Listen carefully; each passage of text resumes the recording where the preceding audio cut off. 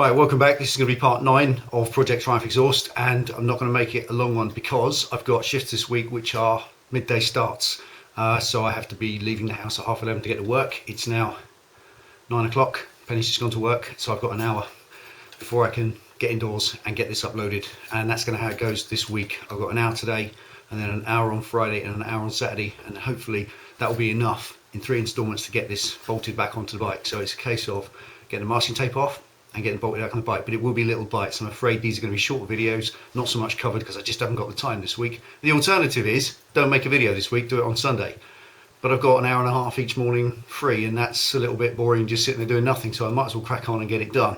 It just won't be in one go. It would be lovely to put all this together, just reassemble the whole thing in one go on a day off, but I don't have one. I only have this, so that's what I'm going to work with. First of all, that bit, the main left-hand port pipe which comes down the right hand side, the twin pipes together, that's going on today. It's going to bolt that on, make a good job of it, nice and neat, be extremely careful. I don't want to scratch it, put it on. That's the most vulnerable time until it's mounted on the bike and cured. The thing with this paint is it's dry, completely dry, but until it's still soft until it's been cured, and the curing process can be done in an oven, 300 degrees for 3 or 4 hours. I don't have one big enough, or I don't have one at all really to put bike parts in. So it's got to be cured by running the engine, and then when you run the engine, that will cure it completely and it will become rock hard like ceramic. But at the moment it's just like dry paint and it's quite vulnerable, so it's to be very careful, bolt it on, make a good job of it, cover a few things for you, a few little tips you might like to use for yourself when you're doing yours, and hopefully get that first part of it done, and then we can move on tomorrow and do the next bit. Okay, stick around, stay tuned, see what happens. Right, first thing is to tape off carefully.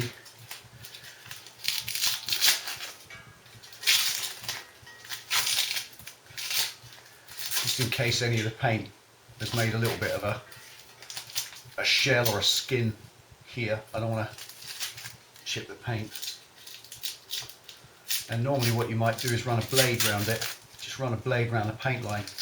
If it's 2-pack paint or something that's quite thick, but it's not, it's just basic, thin. As much as there's 6 coats, if you were laying up 6 coats of hard 2-pack, you would definitely run a blade around that. But I don't think there's enough build on there to need it. I don't think it.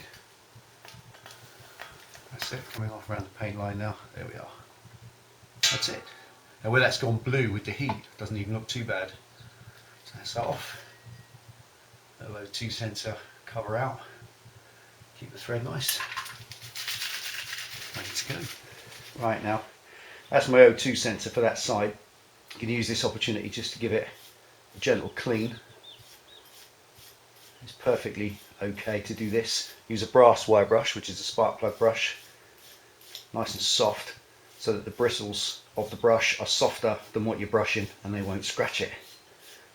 Now obviously these sensors are plugged into the bike, but this particular one, this left hand one, is plugged in up under the tank, and that means taking the tank off and taking the seat off and then taking off the AIS sensor unit, because it's all plugged in underneath, or wriggling the wiring out anyway. Now that's a lot of grief, but there is about 15-16 inches of wire on this, and here's a little trick. You can actually turn it back on itself like that and then screw it in. So you preload the wire with the amount of turns that are in the thread. So if you count the thread there's 5 ridges on the thread. So that means that will turn 5 times before it seats in its hole. So you backward turn the wire gently, very carefully, feeding the turnage of the wire all the way up the wire, so it's not all down in the last 2 inches, and you've pre-turned it backwards. Then when you turn it in, the wire is nice and relaxed and in its straight position, and you haven't messed about and had to unplug it. You can unplug it, you probably should, but I'm just a lazy sod. So I'm going to get that pipe ready and screw that in. Right, now just before we go any further, I'm just getting everything on the bike fully prepared. That's now cleaned, prepared, ready to go. And the next thing is to prep the gasket. Now these little gaskets, a lot of people say you should replace those with brand new ones, and they're a little crush gasket.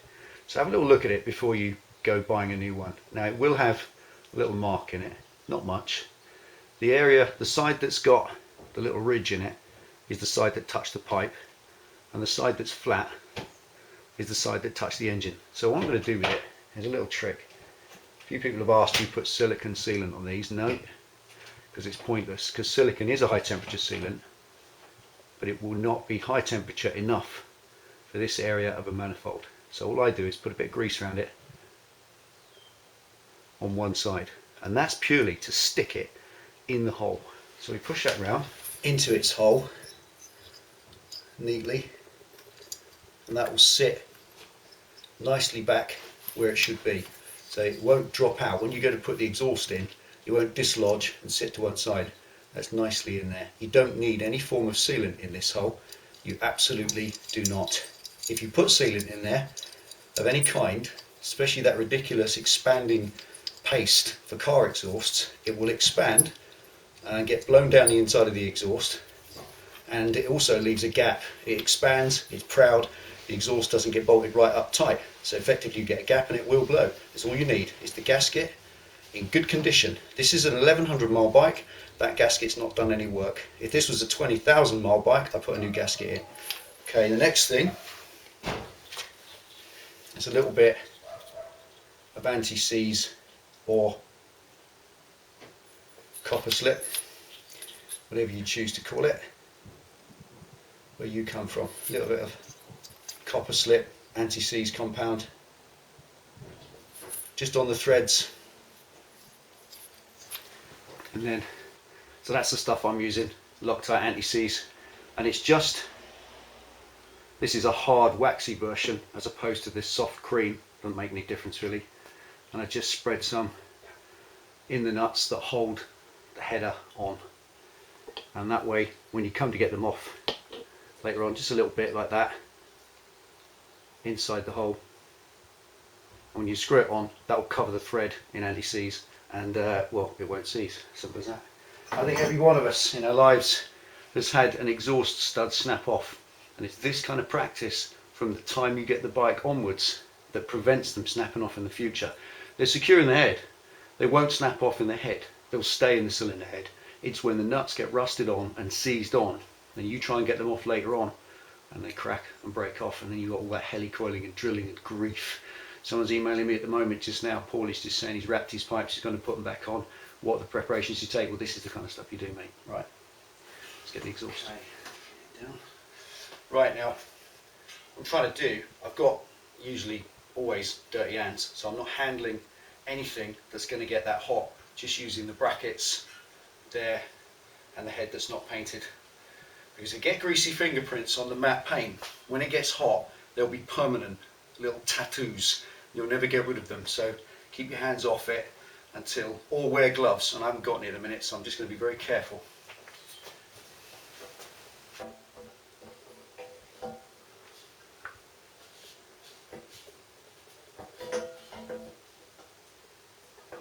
Very careful.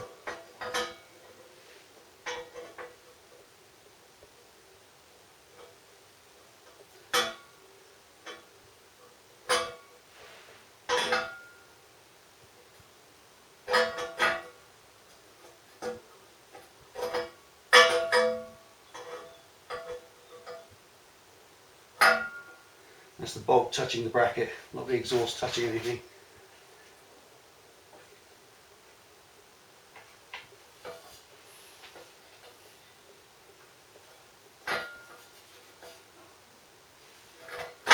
That's it. Right, it's on the head. Now, these little rubber brackets, or little rubber bushes rather, one in the back, one in the front, and that bolts up to there. Right, it can rest carefully on its bracket. And the bolt that mounts that on, again, a little bit of anti-seize. Every thread that you use in your exhaust system, pop a little bit of anti-seize, and it will be easy to get off in the future.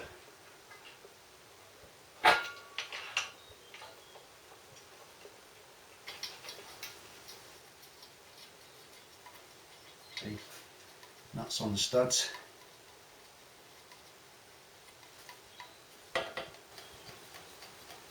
There we are. That's it.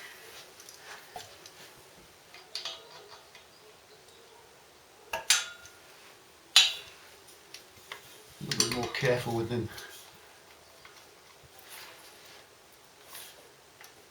And I was getting it off. Obviously when you're pulling it up with these studs, just do them evenly a little bit at a time, not all in one go.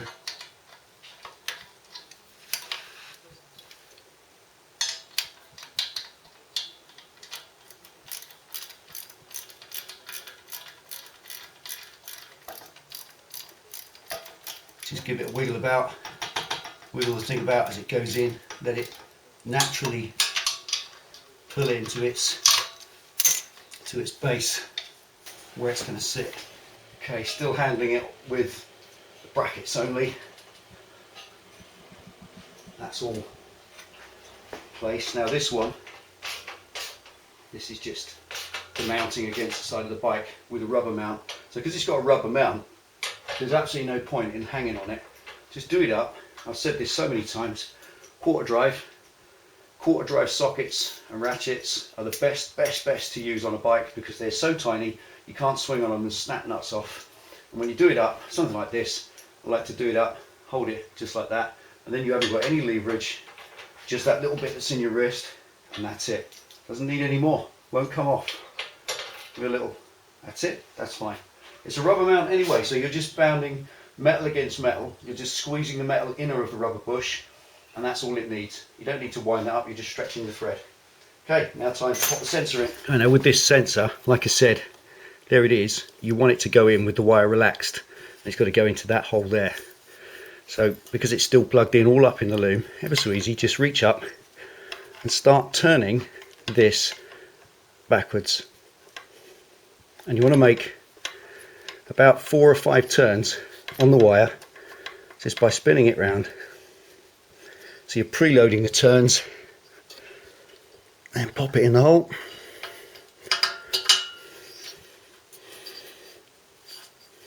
A couple more in that. Just using higher up the wire, and then you can screw it in. Alright, so now you can see in the dark, but there, that's got the O2 sensor in its hole just by backing off that wire about 5 turns, by carefully coiling the wire. Just coil it around, do like pigtails with it, if you know what I mean. So as it then coils in, it's not under any sort of load, and as you can see there, that's the wire sitting dead straight, and it just needs that much to do it up. There's the seat. So it's not twisted inwards more than a quarter turn, which just means 17mm spanner. There we are, just nip that up. Now again, with an O2 sensor, it goes into a solid steel block. It's only got 5 threads, so don't swing on it, and that's good enough. There we are, the wire's nice and relaxed, and it's routed correctly as well, because obviously it was, oddly enough, routed right next to that really hot curve in the manifold. That hot curve that's so hot it's gone purpley blue colours, and it was literally that far from it. So I've moved it away, rerouted it above, just for a little bit of common sense. So that's that pipe in. There we are. That's the left pipe. Now let's just do the right one.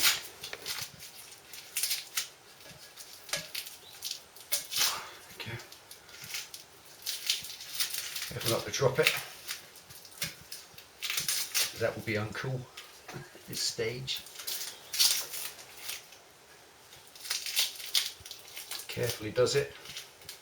So you're going up against that mask line.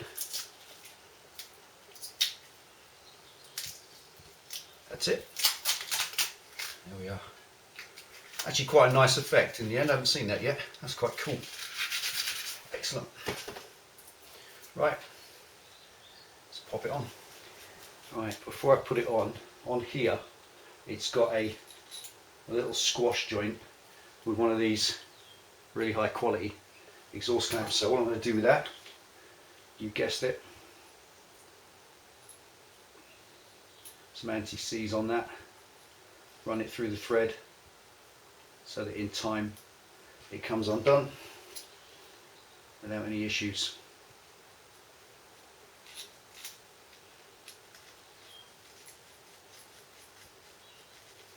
Right, now leave it wide open.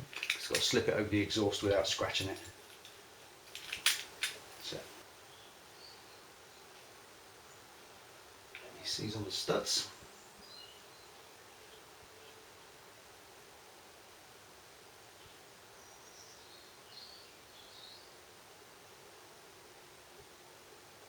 And in the nuts.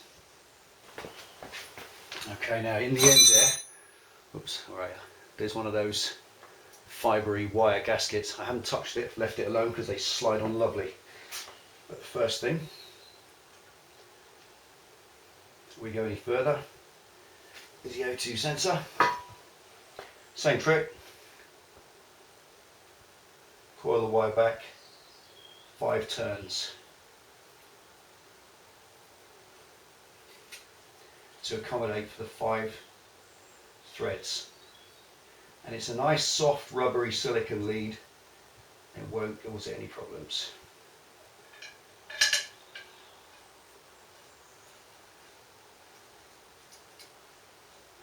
Just an extra one on this, which I can do.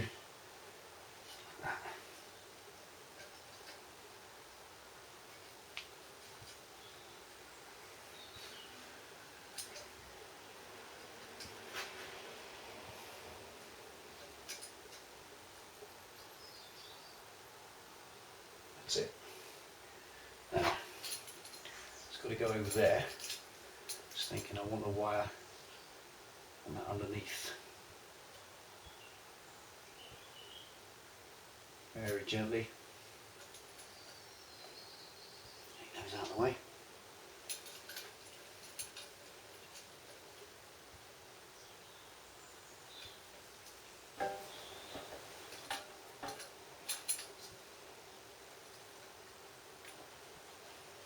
A little bit of a squeeze. And there we are. And that just wiggles on.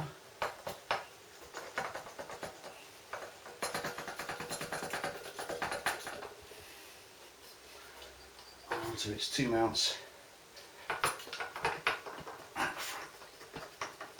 That's why I didn't want to put it on when it was soft, because you need quite a bit of force to wriggle that onto its joint while this goes all the way home into its seat. Okay, right. Now this is really where you've got to be careful.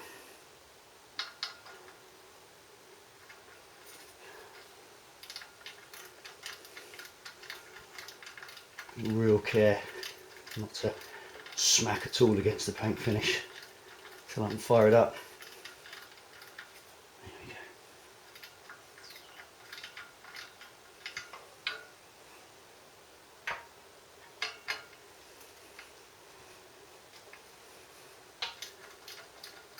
There we are. Now funny enough, you can feel it going home. You can feel the nuts drawing the header in nice and firmly. You hear it creaking as it goes in. All it's doing is pushing onto that back sleeve mount, or sleeve joint. Draw them up evenly, don't draw the top one in real tight and then do the bottom. Do them a bit at a time, obviously. Just take care.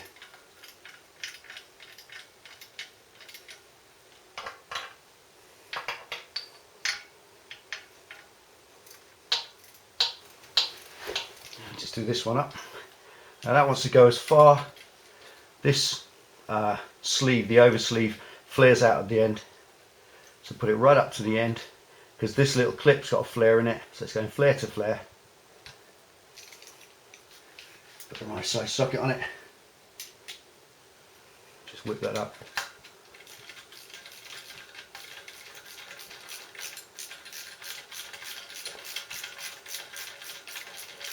Now this won't be seen, this fastener, because you have the heat shield over here. So just keeping it nice and out of the way.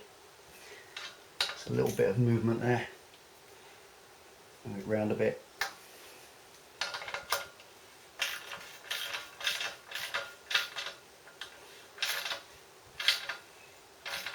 There we are. Now those ones there, Just don't do them up too tight, because it's easy to strip these stainless blocks, or the stainless block on the other side, as I found on the other one when I was messing around. There you are, that's enough. That's a soft, squishy fibre joint in there, and that will not leak. You put your hand around it once it's running. If it's leaking, just nip it up a bit. There we go, that's it. Yeah, I just want to show you something quick before we go anywhere. In there, there's this little, where are we? There you are. There's a little rubber block that sits between two of the fins, and it's got a slot in it.